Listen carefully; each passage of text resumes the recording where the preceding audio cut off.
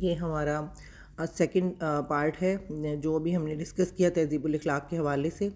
कि उसको जो अलीगढ़ इंस्टीट्यूट गज़ट जो इसमें मर्ज कर दिया गया था, इसको अखबार साइंटिफिक सोसाइटी जो है उर्दू में कहा जाता है। ये एक मल्टीलिंगुअल जर्नल था इंडिया का। मल्टीलिंगुअल मीन जिसमें बहुत सारी ज़ुबानें जो हैं में लिखा जाता था और बहुत सारी ज़ुबान के लोग इसको समझ सकते थे। इसे पूरी दुनिया में ही पढ़ा जाता था। और साइंटिफिक सोसाइटी मैगज़ीन जो मैंने भी डिस्कस किया आपसे, ये बेसिकली वही न्यूज़पेपर है जिसके बारे में बात कर रहे हैं। और ये सर सैयद अहमद ख़ान ने ही लॉन्च किया था और थ्योडोर बैक जो है बाद में इसके एडिटर बन गए थे। 1864 में एक बिल्डिंग जो है अलीगढ़ इंस्टीट्यूट के नाम से जो है वो बनाई गई थी, तो उसमें साइंटिफिक सोसाइटी जो है इसका दफ्तर बनाया गया और वहीं से इस जर्नल को लॉन्च किया गया था उसी साल में। और ये जो है बेसिकली एक जो आवाज़ बन के उभरा, ये भी मुसलमानों की, और इसने मुसलमानों के मसाइल को हल करने में बहुत ज़्यादा जो है अपना रोल प्ले किया। इसका एक स्लोगन था बड़ा मशहूर के to permit the liberty of the press is the part of a wise government,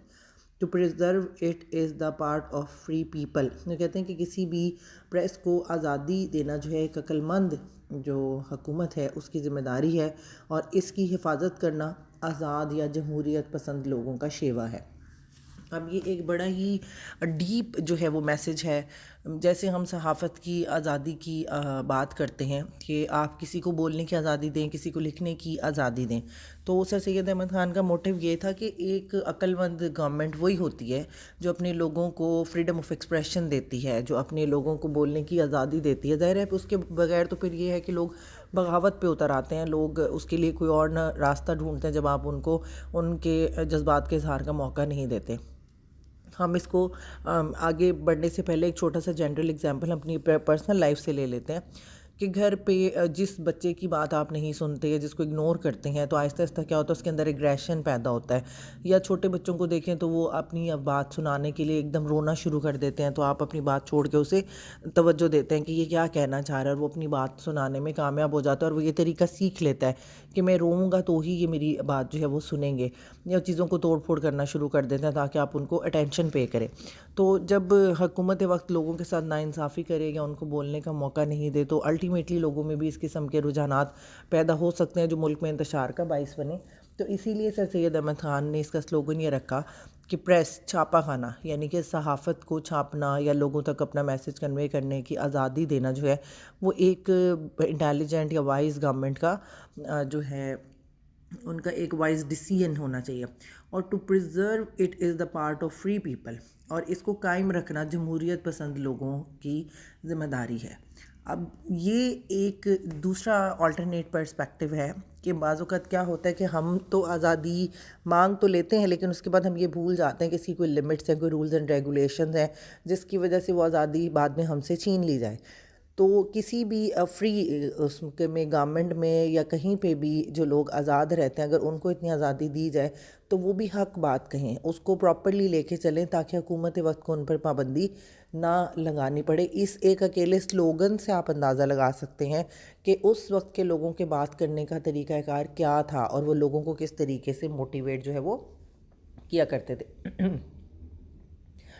इस गज़ट जो है part of the gazettes contents were printed in the Urdu alone, part in English and portion also in both languages. इसमें Urdu English में अलग अलग portions भी होते थे और दोनों लैंग्वेजेस में भी होते थे। और इसकी जो एडिटोरियल टीम थी उसमें सर सैयद अहमद ख़ान थे, उसमें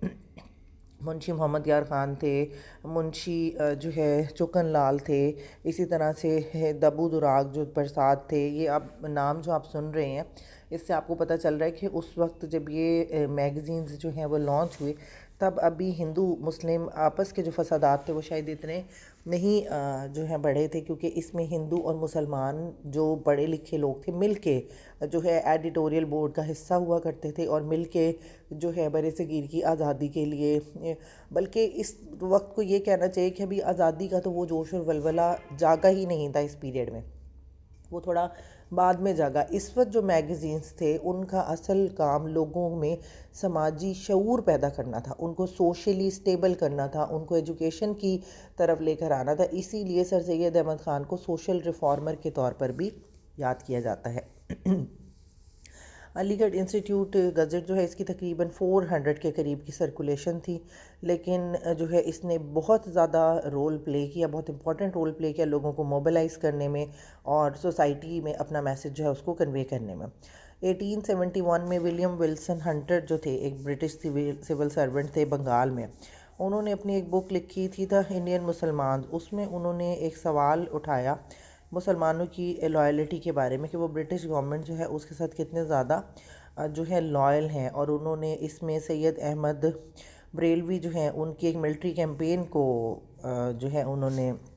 क्या कहना चाहिए पॉइंट आउट किया था, और उसके हवाले से उन्होंने लिखा था कि इसमें सर सैयद अहमद ख़ान का जो था हवाला भी दिया गया। तो सर सैयद अहमद ख़ान ने इस बुक को बड़ी सीरियसली लिया और उन्होंने इसको जो है इसकी जो कंटेंट्स को उन्होंने क्रिटिसाइज़ किया, इसका रिव्यू किया। और क्रिटिसाइज़ ये नहीं किया कि उन्होंने तनकीद बराए तनकीद वाला काम किया, उन्होंने बाकायदा इसको पढ़ के इसको जज किया कि इसका बैकग्राउंड जो है वो क्या है और इसका मकसद क्या है, और इससे मुसलमानों पर या बरे सगीर के लोगों पर क्या असरात मुरतब हो सकते हैं। उसके बाद उन्होंने जो है वो किया था, इसके ऊपर जो है अपना रिव्यू पेश किया था, और उन्होंने इसमें जहाद जो है मूवमेंट जो है उसके बारे में बात की थी कि जहाद जो है बेसिकली क्या है, और वो कोई टेररिज्म, कोई दहशतगर्दी या इस तरह की कोई चीज़ नहीं है। तो 1876 में जो है उनका तक जो इनका ये न्यूज़पेपर था सर सैयद अहमद ख़ान का, इसका कंटेंट जो है हालात के मुताबिक जो है वो चेंज होता रहा। सर सैयद अहमद ख़ान एक बहुत ही ज़्यादा की लीडर जो है जिन्होंने इस सारी क्या कहना चाहिए मूवमेंट को प्रमोट किया, फ़रोग़ दिया, उसका क्रेडिट उनको जो है वो जाता है। और 1857 की जो जंग थी, 1857 की जंग आज़ादी जिसको हम कहते हैं, जो कि बुरी तरह से फ्लॉप हो गई थी, उसके आफ्टर इफ़ेक्ट से मुसलमानों को निकालने के लिए और मुसलमानों के बल्कि बड़े सगीर के लोगों को निकालने के लिए, क्योंकि स्टार्ट में अगर हम आपको याद हो अपने पहले लेक्चर में ये डिस्कस कर चुके हैं कि सर सैयद अहमद ख़ान ने शुरू में जो है दोनों कौमों के लिए ही बात की, क्योंकि वो एक ही कौम समझते थे, पहले मुसलमान हिंदू इकट्ठे रहते थे, तो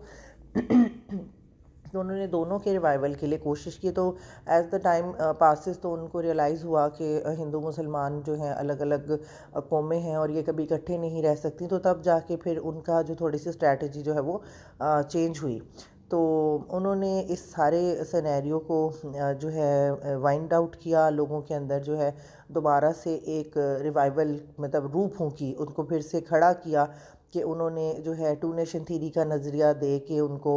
टू नेशन थीरी दे के उनको ये रियलाइज़ कराया कि ऐसे जो है बिल्कुल पैसिव हो के और इस तरह से इतनी ज़्यादा बुरे हालात में ज़िंदगी गुजारने की बजाय उन्हें अपने हकूक़ की जंग लड़ने के लिए उठना चाहिए, उन्हें उसके बारे में बात करनी चाहिए। उन्होंने अपनी जो है चीज़ों को बाकायदा दलाइल के साथ लोगों के सामने पेश किया, कुरान पाक और हदीस नबी सल्लल्लाहु अलैहि वसल्लम और सुन्नत रसूल सल्लल्लाहु अलैहि वसल्लम को मद्देनज़र रखते हुए लोगों को बहुत सारी चीज़ें जो है वो रियलाइज़ कराई।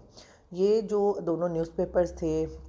साइंटिफिक सोसाइटी मैगज़ीन और तहज़ीबुल अखलाक, इन दोनों का बुनियादी मकसद इब्तिदा में लोगों में समाजी शऊर पैदा करना ही था। और समाजी शऊर में आपकी ज़िंदगी की हर चीज़ आ जाती है, आपका लाइफस्टाइल, आपकी लिविंग, आपका मज़हब, आपका जो है रस्म व रिवाज, इक़दार, ये सब चीज़ें अल्लाह ताला की तरफ से किन चीज़ों की आपको इजाज़त है, किन चीज़ों को ममनुआत में करार दिया गया है, और इन्हीं चीज़ों को लेके फ्रीली जो लाइफ स्पेंड करना होता है, बेसिकली वही एक फ्री नेशन कहलाती है। और यही मेन उनका कॉन्सेप्ट था जो आगे जाते जाते टू नेशन थ्योरी में कन्वर्ट हुआ, और फिर टू नेशन थ्योरी ही जो है पाकिस्तान मूवमेंट का आगाज़ बनी। और अल्टीमेटली टाइम के साथ साथ सर सैयद अहमद ख़ान की देखा देखी बहुत सारे लोग सामने आए और आखिरकार हमें कायद अज़म जैसे एक लीडर मिले और हम पाकिस्तान को अचीव करने में कामयाब हो गए। इस हवाले से मज़ीद कोई क्वेश्चंस करने हो तो आप मुझे ग्रुप में कर सकते हैं, अपना फ़ीडबैक दे सकते हैं, इसको रिव्यू कर सकते हैं। असाइनमेंट्स अभी तक मुझे रिसीव नहीं हो पा रही, काइंडली वो मुझे सेंड कर दीजिए, ठीक है। थैंक यू, अल्लाह हाफ़िज़।